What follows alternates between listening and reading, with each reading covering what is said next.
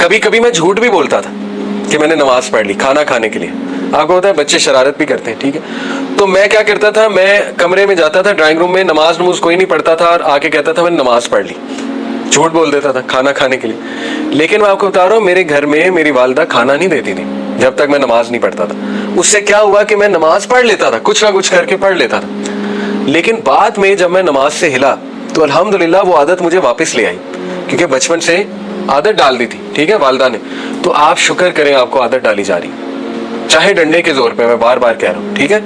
تو نظم و ضبط اور رولز کو انشاءاللہ تعالیٰ آپ لوگوں نے فالو کرنا ہے, اور یہ یاد رکھنی ہے کیس اسٹڈی, مارش میلو کیس اسٹڈی.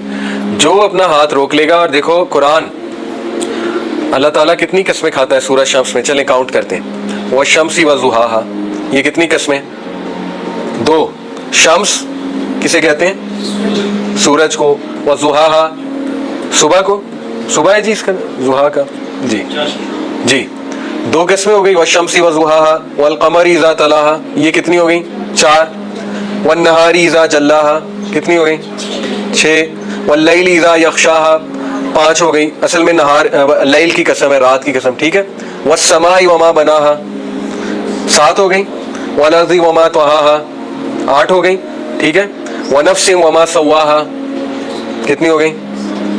9 ہو گئی, ٹھیک ہے. فألهمها فجورها وتقواها, یہ قسم نہیں ہے. تو اور پھر اس کے بعد قد افلح من زکاها, 10 ویسے کھائی اللہ نے, 10 سے 11 قسمیں کھائی ہیں, ٹھیک ہے, سورہ شمس میں.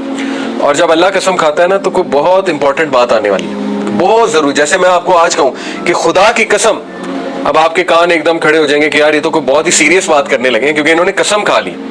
سوچے رب 10 سے 11 قسمیں کھانے کے بعد ایک بات کر رہا ہے, قد افلح من زکاہا, کامیاب ہو گیا وہ جس نے ہاتھ روک لیا, تزکیہ کیا, جس نے ہاتھ کو روک لیا. مارش میلو اسٹڈی کو چھوڑیں, اللہ بتا رہا ہے 11 قسمیں کھا کے کہ وہ کامیاب ہے زندگی میں جس نے تزکیہ کیا, رک گیا. اور پھر اگلی بات بھی بتا دی, وَقَدْ خَابَ مَنْ دَسَّاهَا, ڈوب گیا, تباہ ہے وہ شخص جس نے سبمٹ کر دیا, جو نہیں رکا. یہ دیکھیں ڈوب رہا ہے یہ بندہ, نیچے جا رہا ہے تصویر میں. تو اللہ تعالیٰ نے بھی ہمیں بات بتا دی ہے کہ رک جاؤ گے تو بہتر ہے, انسٹرکشن فالو کرو گے تو بہتر ہے. سنت سے مجھے کوئی واقعہ بتائیں شابش, کہ جب مسلمانوں نے انسٹرکشنز نہیں فالو کی اور انہیں نقصان ہوا بڑا, کوئی واقعہ بتائیں سیرت سے. زبردست, بش گڈ, بارک اللہ.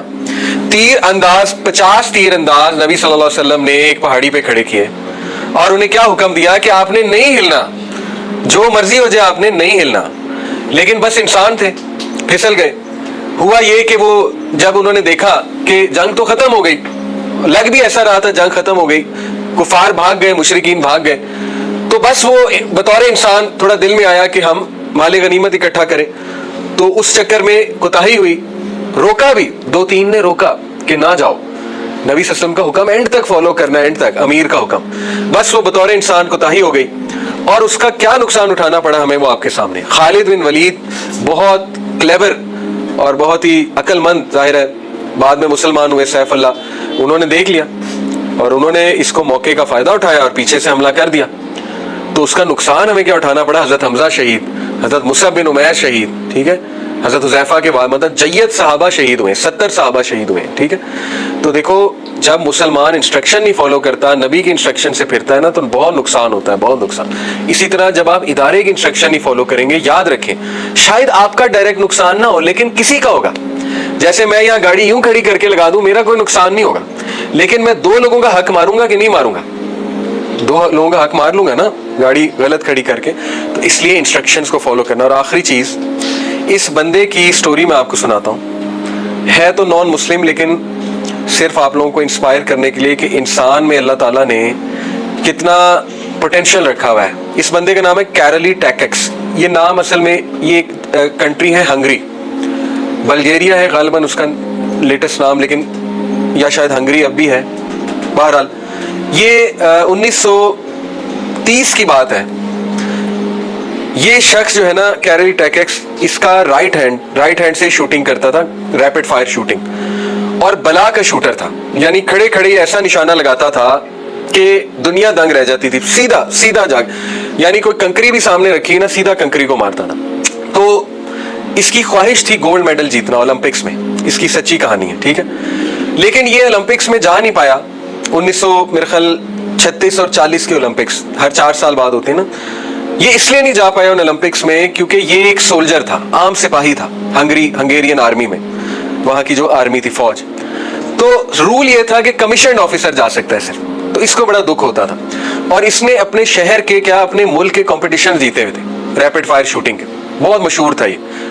بعد میں بہرحال رول چینج ہو گیا اور انہوں نے الاؤ کر دیا کہ سب آ سکتے ہیں, تو یہ بڑا خوش ہوا. ابھی یہ خوشی میں جشن منا ہی رہا تھا, دیکھیں نا اس کا خواب پورا آ گیا, اولمپکس میں جاؤں گا, گولڈ میڈل جیتوں گا. ابھی یہ خوشی میں جو ہے وہ اپنی خوشی منا ہی رہا تھا. کیا ہوا, ایک ٹریننگ کے دوران گرینیڈ ٹریننگ ہو رہی تھی, ٹھیک ہے, ملٹری ٹریننگ, اس کے ہاتھ میں گرینیڈ پھٹ گیا اور اس کا رائٹ ہینڈ ختم, اس کا رائٹ ہینڈ گیا. اب آپ سوچیں کہ اس کا خواب کتنا قریب تھا, لیکن اس کا رائٹ ہینڈ گیا, ٹھیک ہے. اب اس کو چاہیے تھا روتا کوستا, تقدیر کو کوستا, ٹھیک ہے نا, نعوذ باللہ گاڈ کو کوستا, لیکن اس نے کیا کیا, تھوڑا سا دکھ ہوا اسے, مایوس بھی ہوا ہوگا, لیکن اس نے کہا کوئی بات نہیں, لیفٹ ہینڈ تو ہے. اب لیفٹ ہینڈ اس کا اسٹرانگ ہینڈ نہیں تھا. اولمپکس میں دیکھیں لیفٹ ہینڈ سے زیادہ کیا ہے, آپ کوئی چھوٹا موٹا کمپٹیشن جیت لیں گے لیفٹ ہینڈ سے, اولمپکس تو نہیں جیت سکتے. اس نے کہا لیکن میں جیت کے دکھاؤں گا. اس نے لیفٹ ہینڈ سے پریکٹس شروع کر دی. اتنی پریکٹس کی کہ دنیا حیران رہ گئی اس کی پریکٹس دیکھ کے, اس کے ارد گرد کے لوگ, کہ اس کو ہو کیا گیا. بہرحال 1940 کے اولمپکس نہیں ہو سکے ورلڈ وار 2 کی وجہ سے, عالمی جنگ عظیم دوم. 1940-45 کے بھی نہیں میرے خیال ہو سکے, ٹھیک ہے. تو اس کو ویٹ کرنا پڑا, لیکن اس نے ہمت نہیں توڑی. اس نے کہا نہیں ابھی بھی جاؤں گا, کوئی بات نہیں, اولمپکس ڈیلے ہو گئے, کوئی بات نہیں. یہ پریکٹس کرتا رہا اور 1948 اور 1952 دونوں اولمپکس میں اس نے گولڈ میڈل جیتا. اور جب یہ 1948 میں گن ریپڈ فائر شوٹنگ کرنے آیا نا لیفٹ ہینڈ سے, اس کا رائٹ ہینڈ تھا ہی نہیں. تو ارجنٹینین شوٹر اس کا مد مقابل تھا, ارجنٹینین, وہ اس کی بڑی عزت کرتا تھا کیونکہ یہ بندہ بہت مشہور ہو گیا تھا. اس کے بارے میں تھا کہ ایک ایسا بندہ آ رہا ہے جس کا رائٹ ہینڈ نہیں ہے, اور اس کی سٹوری بڑی مشہور ہو گئی تھی. تو اس نے نا اسے بڑا گلے لگایا, شاباشی دی, تھپکی دی, کہا کہ تمہاری ہمت کو سلام ہے, لیکن تم جیت نہیں سکتے. اس نے کہا میں تمہیں تمہارا دل نہیں رکھنا چاہتا, ہمت تم میں بہت ہے, لیکن جیت تم مجھ سے نہیں سکتے ہو کیونکہ میں ورلڈ چیمپئن ہوں, میں تو پچھلے 3 اولمپک سے جیتتا آ رہا ہوں گولڈ میڈل. اس نے کہا کہ دیکھی جائے گی, اور تاریخ گواہ ہے کہ اس ارجنٹینین کو اس نے ہرا دیا, ٹھیک ہے, اپنے لیفٹ ہینڈ سے, اور صرف اس اولمپک میں نہیں اگلے میں بھی. تو دیکھیں یہ بندہ اگر یہ کہتا کہ یار بس آرام کیے جاؤ, سو جاؤ, چھوڑو, رائٹ ہینڈ ختم ہو گیا, کیا کرنا اولمپک جیت کے گولڈ میڈل لے کے, ٹھیک ہے نا, چھوڑو لیفٹ ہینڈ سے کیا ہونا, ٹھیک ہے, چھوڑو رولز کو کیا فالو کرنا, ایکسرسائز کیا کرنی, دفع کرو. اس نے کتنی ایکسرسائز کی ہوگی اپنے لیفٹ ہینڈ کو اسٹرانگ بنانے کے لیے, آپ سوچ سکتے ہیں, ڈیلی پریکٹس کی ہوگی, پھر جا کے اس نے گولڈ میڈل جیتا ہے. تو دنیا میں کوئی بھی چیز آپ ایسے نہیں جیت سکتے. اگر آپ نے اوپر جانا ہے نا, کوئی ٹاپ پوزیشن پہ جانا ہے, پھر رولز فالو کرنے پڑیں گے, پھر ڈسپلن میں رہنا پڑے گا, نظم و ضبط میں رہنا پڑے گا, ورنہ آپ کچھ نہیں کر سکتے. تو اس لیے جو آپ میں سے قرآن حفظ کر رہا ہے وہ قرآن کو بوجھ نہ سمجھے, بلکہ وہ بہترین ایک راہ پہ چل رہا ہے. انشاءاللہ آپ میں سے جو ہاسٹل میں ہے یا آرفنیج میں ہے, انشاءاللہ تعالی وہ رولز کو فالو کرے, ڈسپلن رہے, اور اپنی زندگی کو ڈسپلن بنائے انشاءاللہ تعالی. اور مارش میلو اسٹڈی کو آپ ہمیشہ یاد رکھیں, اور اس کو کیرلی ٹیکس کو بھی آپ انشاءاللہ تعالی یاد رکھیں کہ دیکھو اس نے کتنا بڑا کام جو ہے وہ کر کے دکھایا. تو انسان کچھ بھی کر سکتا ہے, اور ہمیں آپ سے بھی بہت امیدیں ہیں. اللہ تعالیٰ آپ کو کامیابی دے, آمین یا رب العالمین. سبحانک اللہ. جو کچھ سنا گیا اللہ پاک اس پر عمل کرنے والا اور آگے لوگوں تک پہنچانے والا بنائے. مزید اصلاحی بیانات کے لیے ہمارا یوٹیوب چینل MA ریمائنڈر کو سبسکرائب کریں. جزاک اللہ خیر.